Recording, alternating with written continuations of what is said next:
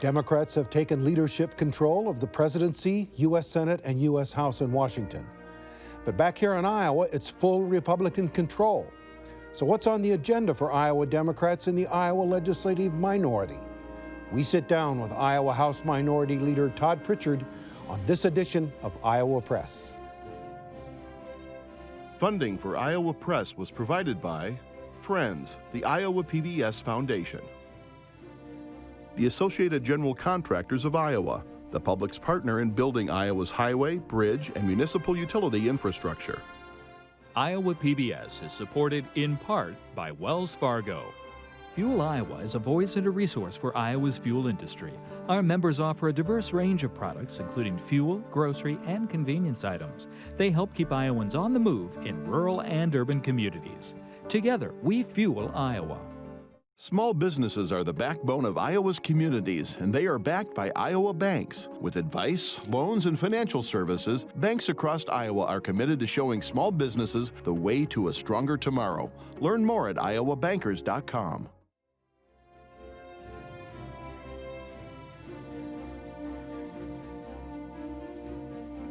For decades, Iowa Press has brought you politicians and newsmakers from across Iowa and beyond, celebrating nearly 50 years of broadcast excellence on statewide Iowa PBS.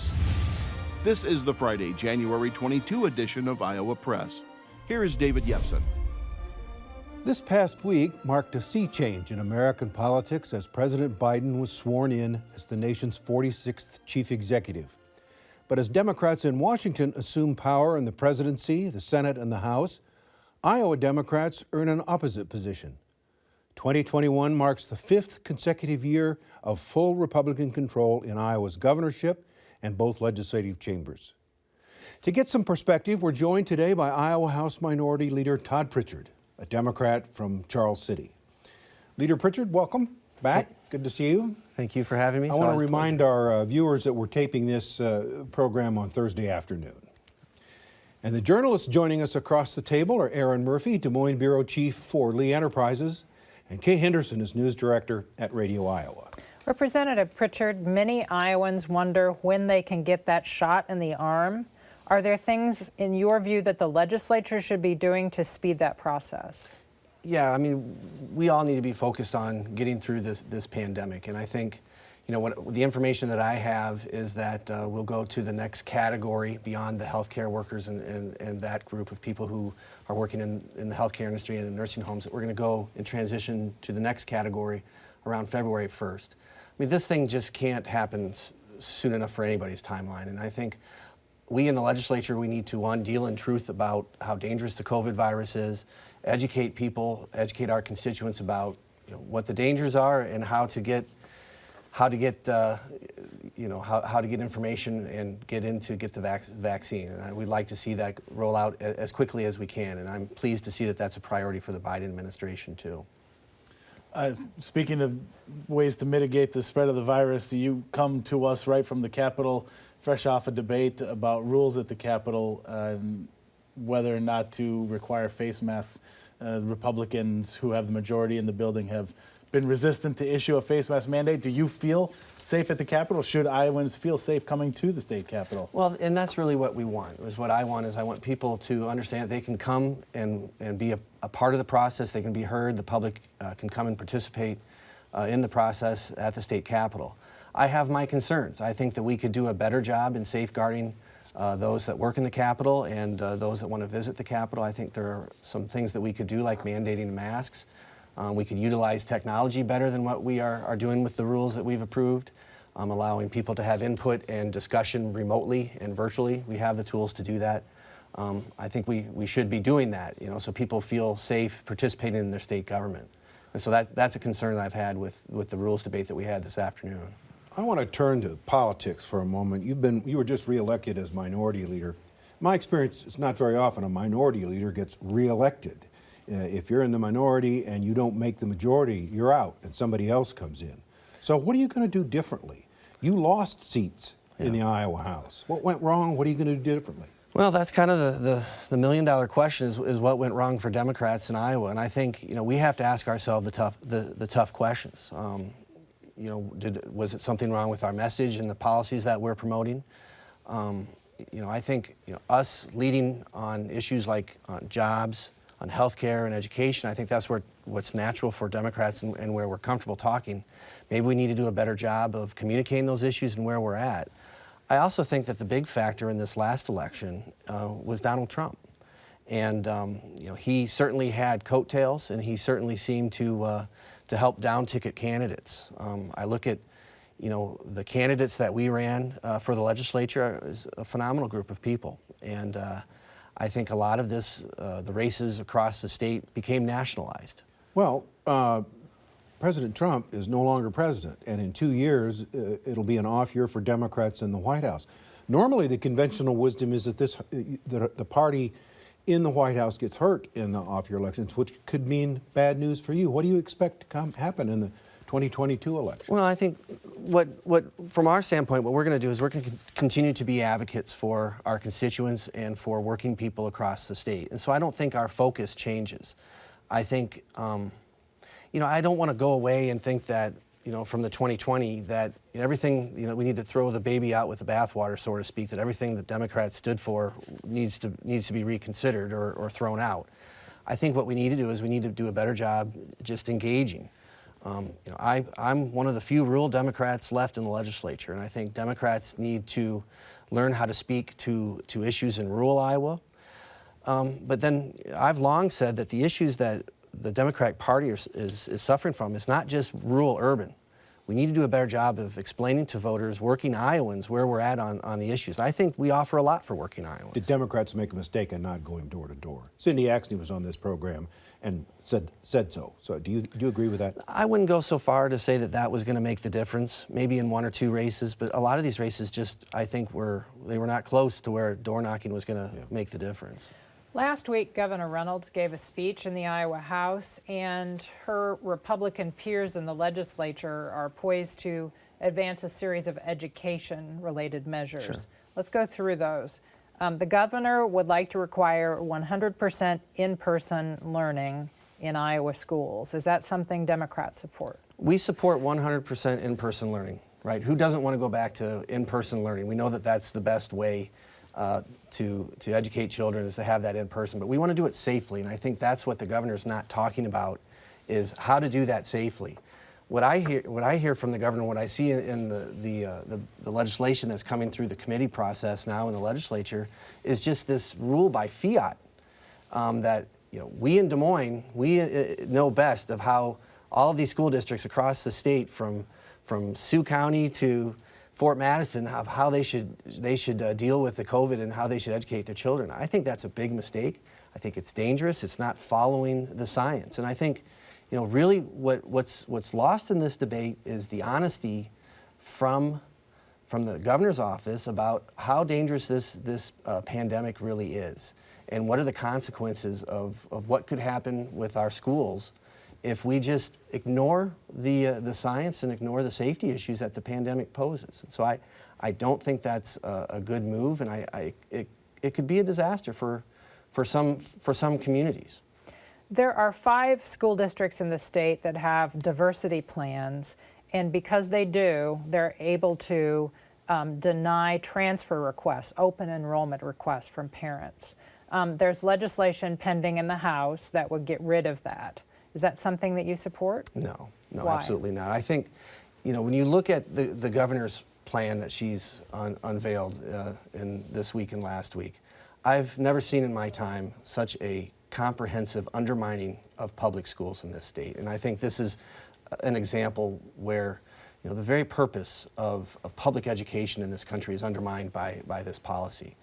I mean, public schools are the great unifier and equalizer. We come to a public school, no matter who you are, that school is charged to educate that child and set them on a path for success in their life. And I think, what makes us strong as Iowans, as Americans, is our diversity. And I say that as an Army veteran from a very diverse organization that is the U.S. Army. Our diversity is our strength. And I think that she's, for some reason, picking something that is not wise.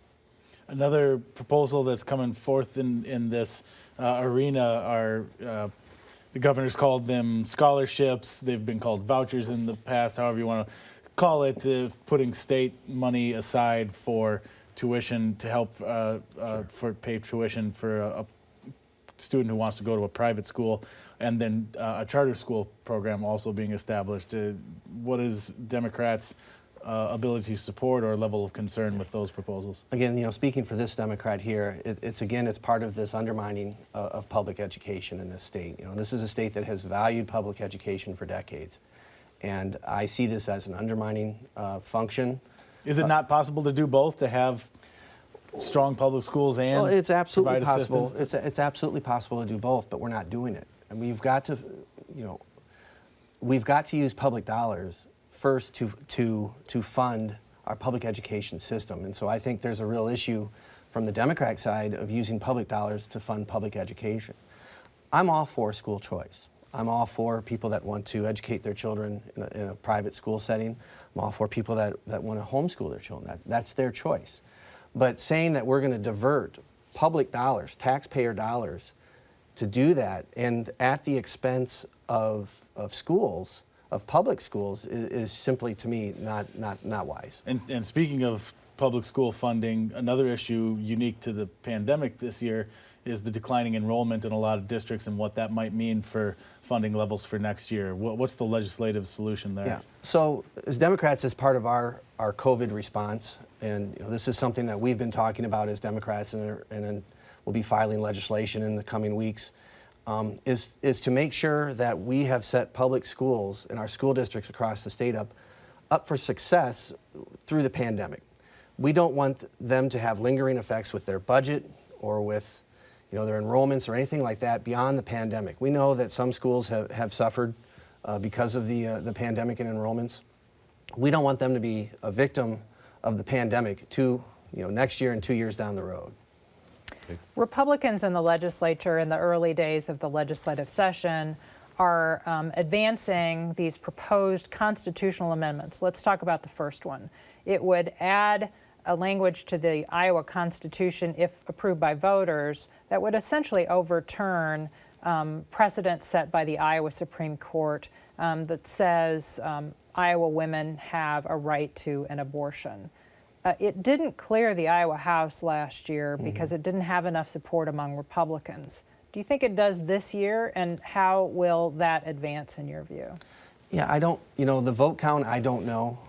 We've got a number of new members and new Republicans, and how they'll vote on that issue, I don't know. It certainly is controversial. It would place Iowa, I think, in an unenviable place in the country, where we have what I would consider just basically an outright ban on abortion, and lead to things for women's health care that we don't want, and take the state backwards. I mean, where we're at as Democrats on this issue is that women's health care and those types of choices about pregnancy are best left to women and their doctor. It's a private decision. The state should not really be involved. Another proposed constitutional amendment working its way through the process right now would put something similar to the federal Second Amendment, the guarantee to bear arms in the state constitution. I know Democrats have concerns that the proposal in Iowa goes further than the federal one, and that there's all kinds of concerns about that. But rather than litigate that, what I'm curious to hear from you is, because it looks like this is on the track to being passed in the Iowa legislature and will head to the ballot for Iowans to decide. What's your sense once that's put to Iowans to a vote? Is this something that you think Iowans will support or will have hesitance over? Yeah, there's a couple of things to unpack there, and you got to forgive me. I come at this as a lawyer, and so you want to litigate it anyway? Well, I don't know if I can help it, but what I would say is, one, if it was simply just putting the Second Amendment, the federal Second Amendment body of law into Iowa law, my caucus would be in favor of that. We have that vote, and we've voted for that over the last few years. It's been our alternative. What the Republicans are proposing is not the Second Amendment. It's something that goes way beyond what is needed to safeguard gun rights in this country and in our state. And so I think, if Iowans are educated about how far this legislation goes and the risk that it poses to what people would be basically consensus regulations for firearms, I don't think it would pass. And so I think people who really understand this strict scrutiny language, I've got to throw it out there as a lawyer, I don't think it will pass, because it's something that goes far beyond what most people think of when they think of Second Amendment gun rights, certainly what I think of Second Speaking Amendment rights. of votes in the 2022 elections, governorship is up. Some people have mentioned you as a possible candidate for governor. You thought about it once. Yeah. Are you thinking about running for governor in 2022? Not really. I really don't have enough time to think much about governor. I'm focused on the House. I have been for a number of years. I'm one of these people who used to watch these shows when people were asked, what's their future plan, are you going to run? And they think, oh, they're all going to run or whatever, but it's a big decision, and it's something I haven't talked about with my family or anything. Let's switch gears to some other issues in the legislature. Child care. A lot of people think we need to be doing something to protect our children more than we're doing, and also free up parents to go to work. Is that a consensus bill in the legislature? You think something will pass on that? Yeah, I think it is a consensus bill. I think we are definitely talking about child care. I mentioned the Democrats' COVID recovery package. Child care is an essential part of that. It's something that we've been talking about for years. When we talk about tax cuts, we as Democrats would like to provide more tax cuts or credits for families that have children in child care. But in the state, our child care system it needs help. We need more access to child care. There aren't enough child care providers. We need, and they've struggled financially. A lot of in-home providers have struggled financially during the pandemic. We'd like to work with employers. There's a lot of talk on both sides of the aisle about incentivizing employers to have daycares available for employees. So that's something that can definitely be consensus and bipartisan. Democrats in the past have proposed raising the minimum wage. It's now appearing that Democrats at the national level are talking about a $15 minimum wage. Is that too high for Iowa? We'll see where the federal discussion goes, but I think Iowa is definitely due for an increase in the minimum wage. We're tied to the federal minimum wage at $7.25 an hour. Nobody works for $7.25 an hour. I talk to employers; they don't pay that wage, and they can't expect to get and keep employees at that wage. And so Iowa is due for a minimum wage increase. Is 15 right for Iowa? I wouldn't sit here and say a number so much, but we need to have this discussion. We've tried to have this discussion over the last few years. We need to raise the minimum wage in Iowa. It seems there's consensus that Iowa doesn't have enough housing, particularly in rural parts of the state, yet there doesn't appear to be a consensus on how to resolve that. Yeah, we have tools for dealing with what I would call the housing crisis. I look at, in my town in rural Iowa, Charles City, we definitely have a need for housing. In some ways we're growing, and the lack of affordable quality housing is stunning our growth in our town. And we have tools like the workforce housing credit that provides tax incentives. The governor's talked a lot about cutting taxes this year. We'd love to cut taxes, but we want to make sure that those tax cuts come in a way that helps working Iowans. The child care tax credit, the workforce housing tax credit, or the types of tax credits that we'd like to talk about and put on the table that will solve these issues that we're facing across the state. So what is a workforce housing tax credit? It provides an incentive, a tax credit for new construction in certain parts of the state, or throughout the state. So it's a program that we have funded. It's been oversubscribed. I think the governor has recommended more allocation to it. It's something that we'd be supportive of. Aaron? The governor has also proposed a package kind of legislation that would not only it includes efforts to advance social justice causes. It addresses racial profiling by police, but it also combines that with a proposal to protect police officers, give them options for if they're injured on the job, attacked by a protester, punishments for rioting. Punishments for local law enforcement agencies that reduce their law enforcement budgets.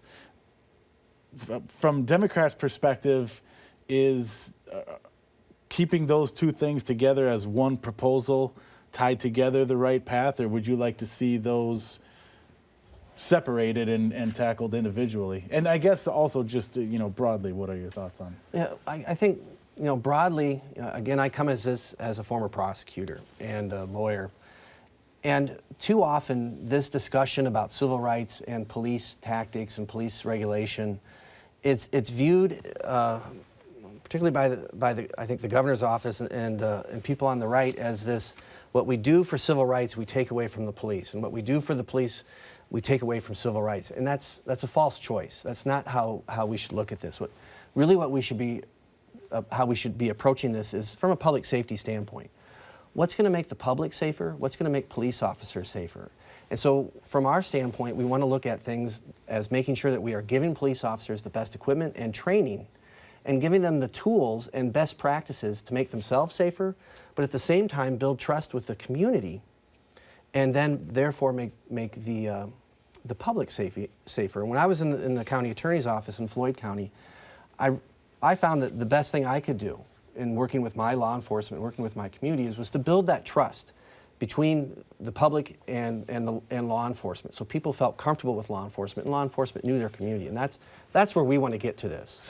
But in an effort to get something passed, do you agree with the governor's approach of combining those things together, and where you may have to, in order to get this, you may have to give up something? I think, we're definitely open to compromise, and I think we would like, and that discussion, we'd like to see some gains, I guess, in police tactics, and that usually deals with like the profiling studies and understanding, how police officers are making decisions on the street and getting that feedback for our departments, and then looking at things that support our law enforcement. I think that's something that we can do together.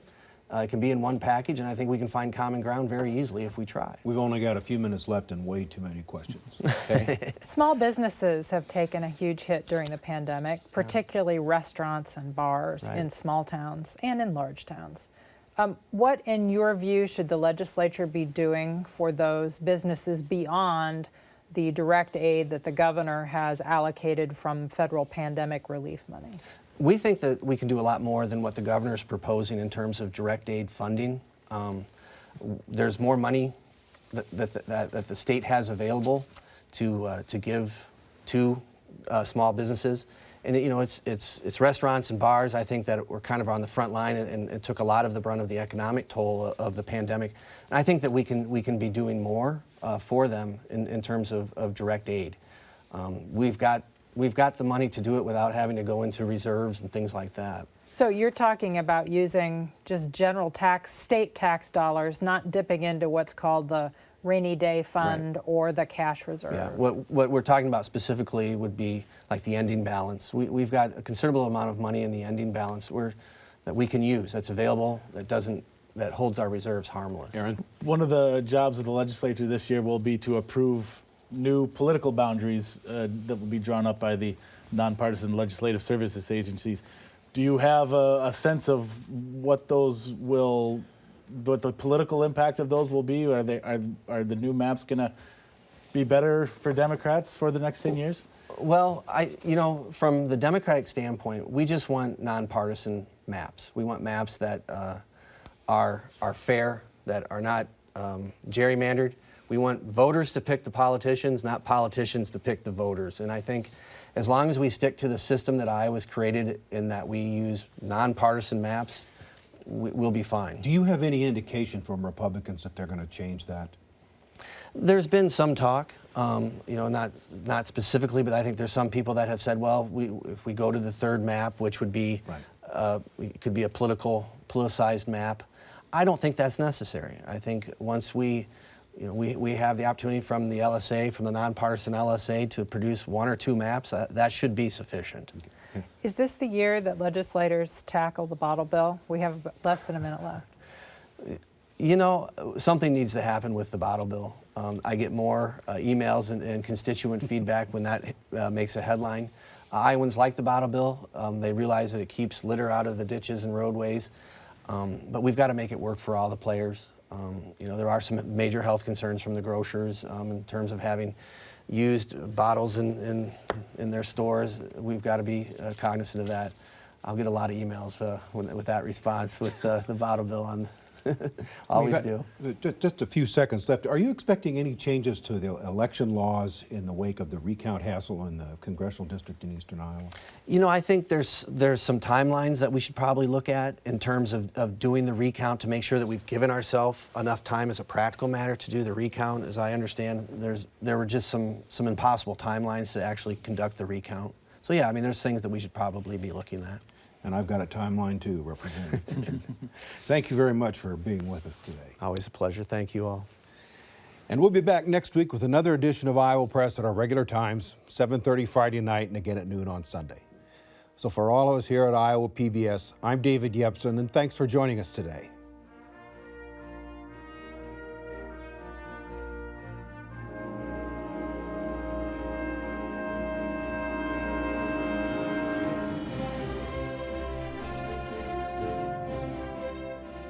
Funding for Iowa Press was provided by Friends, the Iowa PBS Foundation, the Associated General Contractors of Iowa, the public's partner in building Iowa's highway, bridge, and municipal utility infrastructure. Iowa PBS is supported in part by Wells Fargo. FUELIowa is a voice and a resource for Iowa's fuel industry. Our members offer a diverse range of products, including fuel, grocery, and convenience items. They help keep Iowans on the move in rural and urban communities. Together, we fuel Iowa. Small businesses are the backbone of Iowa's communities, and they are backed by Iowa banks. With advice, loans, and financial services, banks across Iowa are committed to showing small businesses the way to a stronger tomorrow. Learn more at iowabankers.com.